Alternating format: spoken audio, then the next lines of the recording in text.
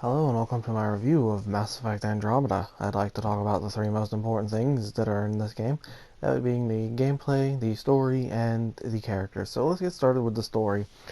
Taking place 600 years after the events of the original Mass Effect trilogy, Mass Effect Andromeda starts us off by us finding out that we are in the Andromeda Galaxy.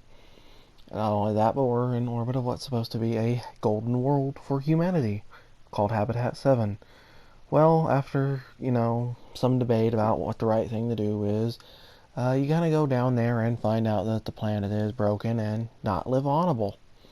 So, you go around, you explore, avoiding the floating space rocks and the death lightning. And you meet these aliens called the Ket, and they don't really like you at all. They just want to, beat you in the face and, I don't know, eat your brains or something. Anyways, after meeting them, you also you don't have to, it's kind of a detour, but you can find that while progressing the story, the Remnant on this planet.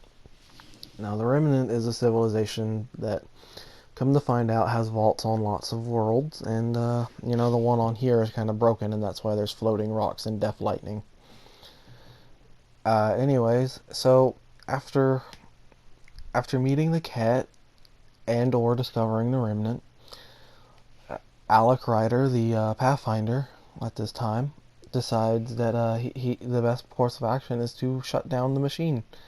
Well, they do that, they succeed, but it breaks his helmet and he dies trying. Well, it breaks Ryder's, the player character's helmet, and he gives it to them so that they don't, die horribly from lack of oxygen. And after that, we go to the Nexus and find out that, they almost died because none of the worlds are live-onable. And, well, you go make one livable by using one of the vaults that's actually not broken, and from there you find a semi-working one in the network. You go there and you meet the Angara, who at first just kind of want to shoot you, and then after that kind of want to hug you, because, they're weird like that. Anyways, so after meeting them, you get one on your team, and, in order to gain their trust, you have to help them. One way you can do this is to rescue the Moshai, one of their leaders from a Ket internment camp. So after rescuing her, you find out that the Archon is obsessed with finding this place called Meridian, which he believes to be the key to all the vault networks. Well, in order to see if this is true, well, you go to his ship, and, well, you find basically how to get to this place that he thinks is Meridian. Get there after shooting some people and discovering that the Angara were created by the Remnant. Well, you just kind of find out that it's not Meridian. It's just not. It's actually the control center for Meridian, and actually, I don't think it's the control center, but I don't remember what they called it. I feel like it was control center.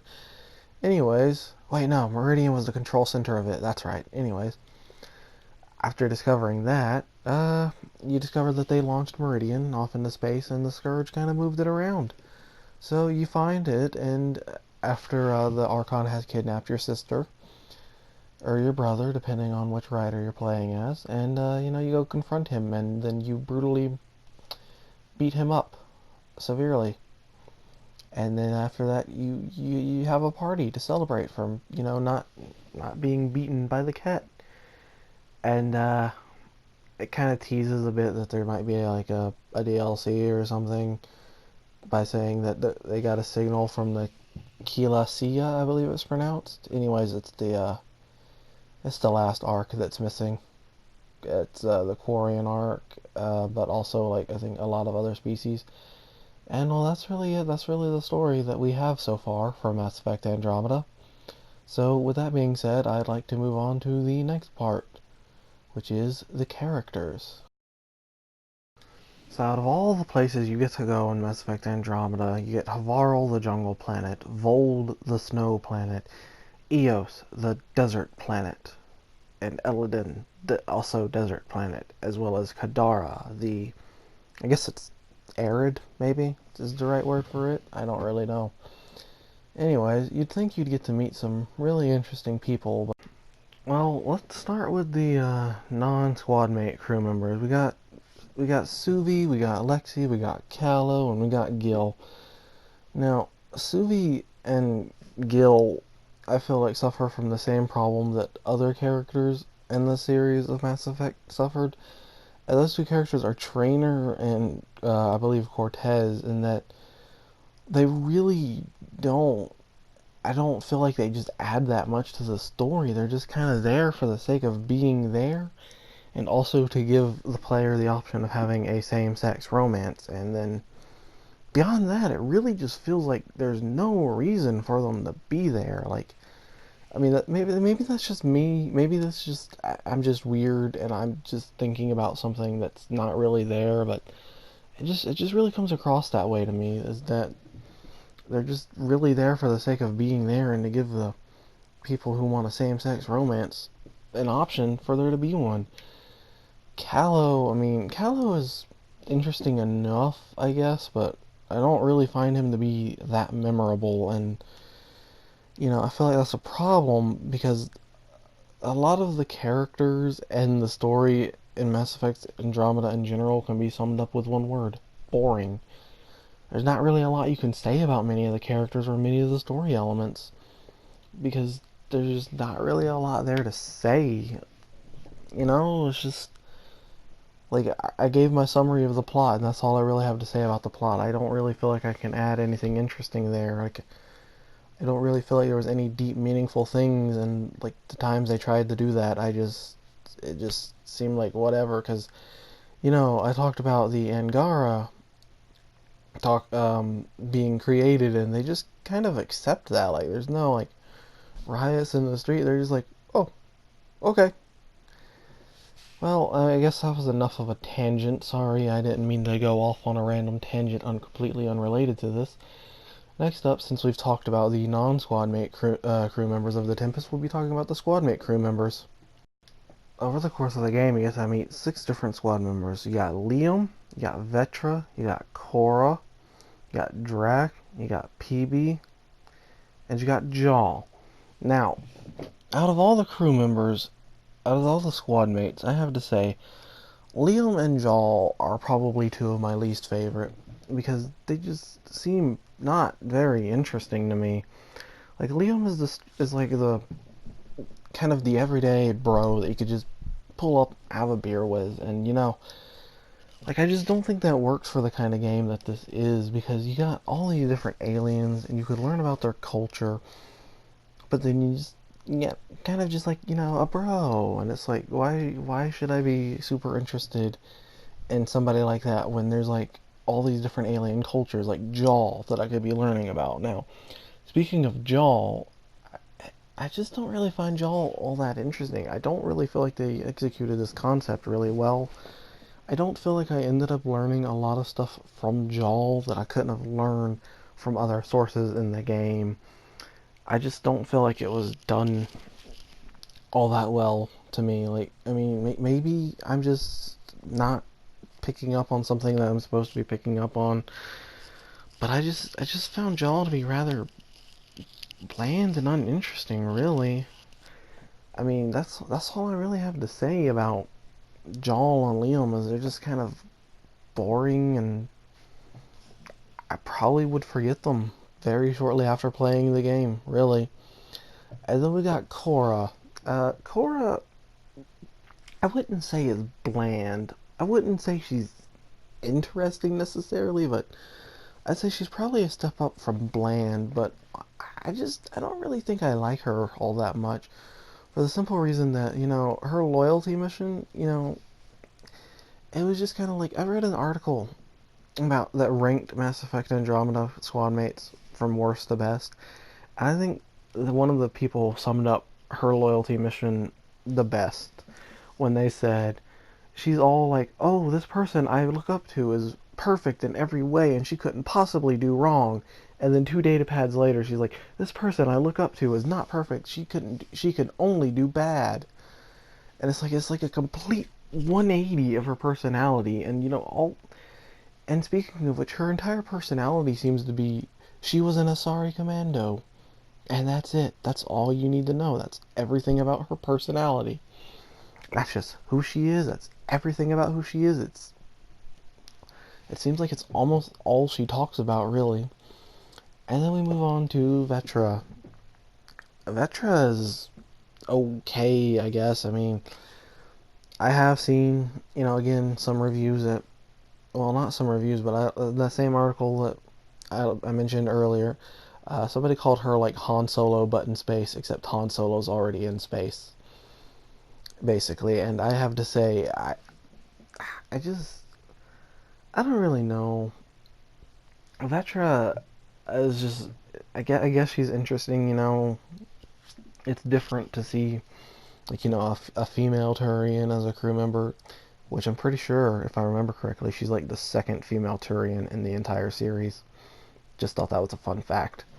But I don't know, like, I feel like I remember more about Vetra. I can't say that I find her all that interesting as a character, but to me she's more memorable, so I have to say that puts her a bit up above some of the others who aren't, even memorable, like, because, I just find myself remembering her a lot easier. And then after her, let's see, we've covered Liam, Cora, Jal, and Vetra.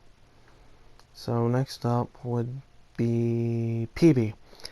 PB is just kind of very energetic and just bouncy, and that seems to be like what her whole deal is, just not really wanting to stay still for longer than a nanosecond. And I don't know, at times it could be charming, at times it could be annoying, and that's why I'm definitely going to probably always remember PB, because if she's nothing else, she's not exactly forgettable. Plus, when I first played the game, I was actually drawn into just like, what the hell is this person's deal? What's going on here? And I wanted to know more. I was like, okay, this person's like weird, but like, can I know more about them?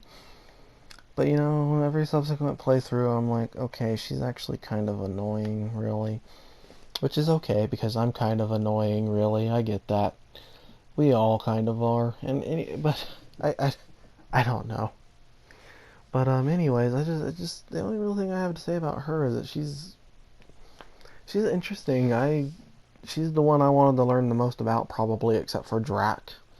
I actually kind of like Drac, even though he's kind of like the exact opposite, I think, of what they were trying to do. Like, in the games, it was kind of like, oh, Krogan aren't actually that violent. We're trying to move away from that. And then Drac's like, I took a shower in my enemy's blood today. It was great.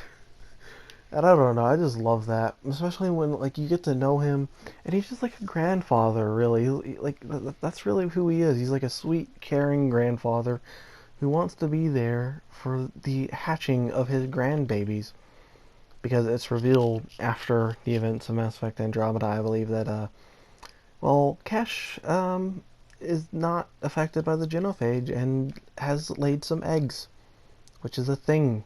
Yes, Krogan lay eggs. Did not know that before this game. But it kind of makes sense. I mean, they're reptiles, right? Anyways, Krogan. I like Krogan. I don't know. I've always had a soft spot for them. Because, they're like one of my favorite species other than the Quarians and the Turians. And, the Asari and the Elcor and all of them, really. But yeah, I mean, that's all I really have to say about the characters is, most of them just seem kind of boring and forgettable, and then there's like a few that stand out. And I mean, I don't really have anything else to say about the characters, so I guess let's move on to the gameplay. So it just occurs to me, I didn't actually get any footage of the gameplay, and well, I just kind of want to finish up doing this, so I'm going to go ahead and just record this over some already recorded stuff and basically say this about the gameplay. It gets repetitive after a while, but I don't mind, because that's the same thing with most games, really. I mean, everything in a game will play the exact same way as everything else in that same game, so I can't really fault it for getting repetitive.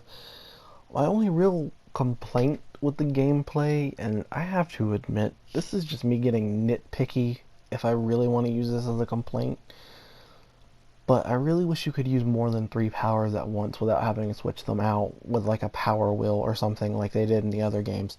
But like I said, that's my only real complaint. And I'd have to be nitpicking at that point. Like, there's no major problems with the gameplay, but I don't feel like it really stands out. I don't feel like it sets a standard. I don't feel like it does an amazing job that it needs to be pointed out, and I don't feel like it does a terrible job that it needs to be pointed out. I find it fun to play the game because I find it fun to play the game. I don't really have anything else to say about the gameplay other than I guess repetitive, but it's not really anything that I mind personally, and I don't think a lot of people would mind it because you could really say that about any game, really. But like like I don't find it to be a problem. I enjoy playing the game. I play the game because I enjoy it. Like I don't play it because like somebody's twisting my arm.